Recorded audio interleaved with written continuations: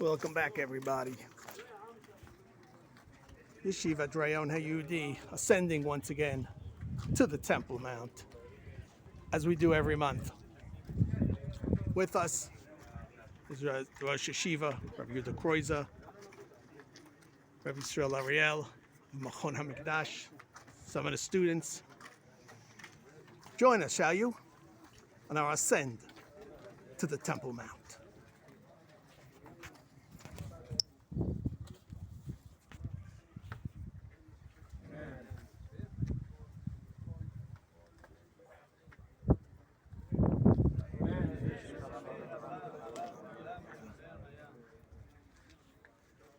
It's mincha time.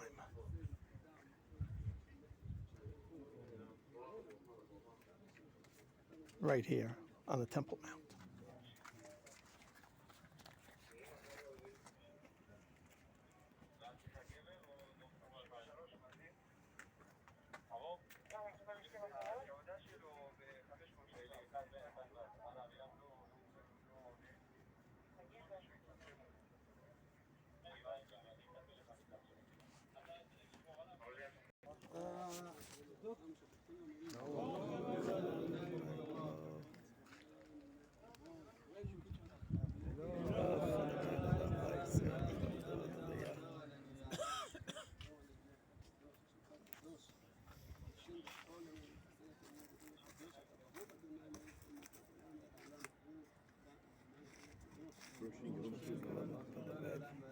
שנה לא ידעו אם ללכת לכותל או לא.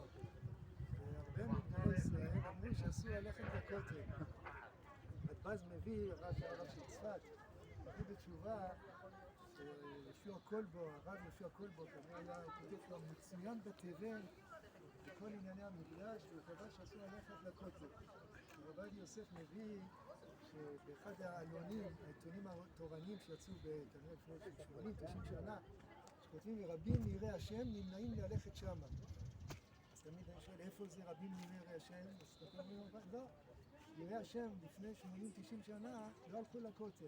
אלה שלא יראי השם הלכו לכותל. זכר רק בכל אופן הולכים לכותל. אז רדב"ז כותב, ואינם בני נביאים הם, נביאים הם.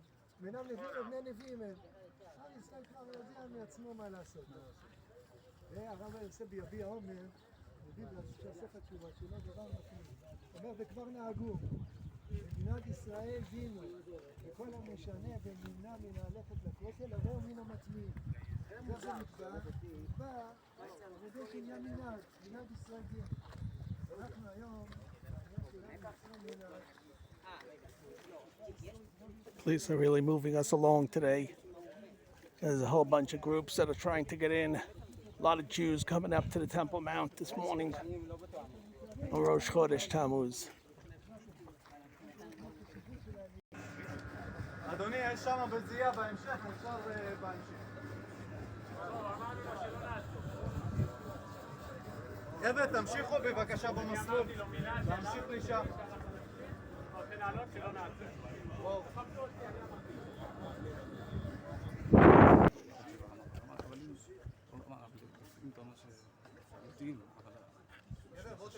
אז הוא לא מבין.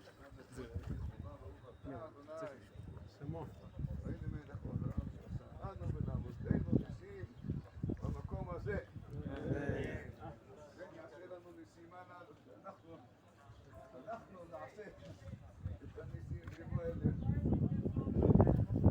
כאן למקום הזה, כאן בדיוק באתי, ראיתי את הנבון ומוצגו, יושבים כאן על פתח מצוות השינה.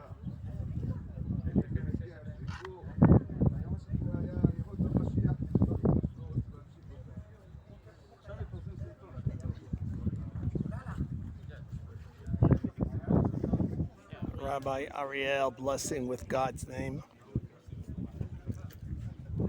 on the great miracles that occurred to us here on the Temple Mount. Obviously relating to the Six-Day War, where he was obviously one of the soldiers who liberated the Temple Mount.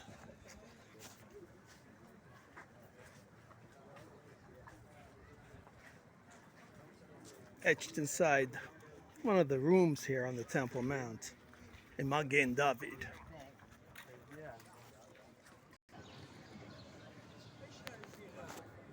What's interesting is in parsha Shavua, Chukat, it opens up with the paraduma, the laws of the red heifer, which apparently are illogical.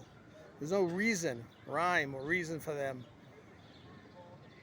There Rashi tells us that when the nations and the Satan question and says, why do you keep this commandments? There's no reason for it. How does ashes of a red heifer make you clean, spiritually clean? How is that possible?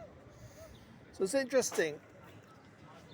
The Satan, we could understand, the Yetzer Hara, is always trying to question us, why you're doing this act, why you're doing that, God really doesn't want you to do it, etc. We understand him. He's always trying to put you down and to make you sin and not to understand what you're doing and to question you. But why would the nations of the world care? Why do they care if we keep the commandments or if we put the red heifer and there's no reason for it? And truth is, it's rooted in their great jealousy and hatred that they have for the Jewish people. We find that when the Torah was given, as I mentioned before, God first went to all the nations of the world, and they rejected the Torah for various reasons. But the Jews accepted it, Na'aseh v'nishma, whatever is written there.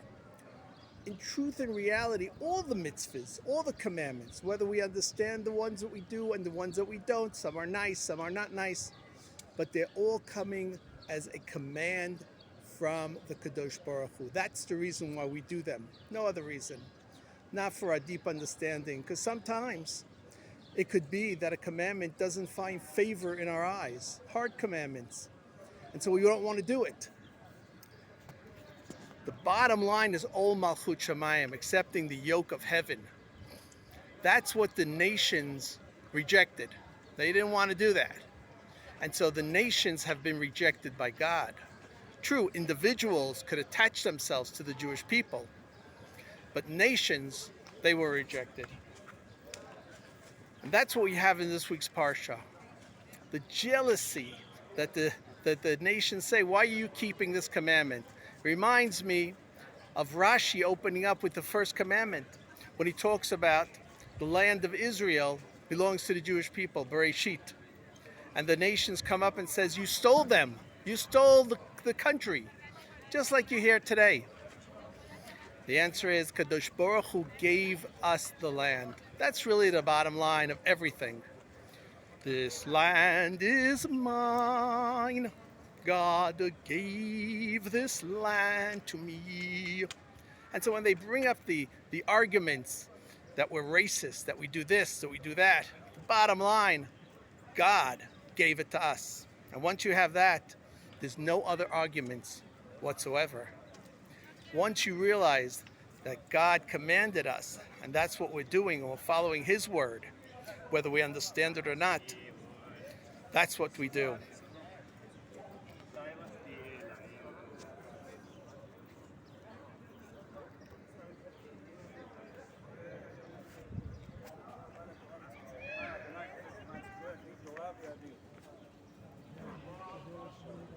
Amen.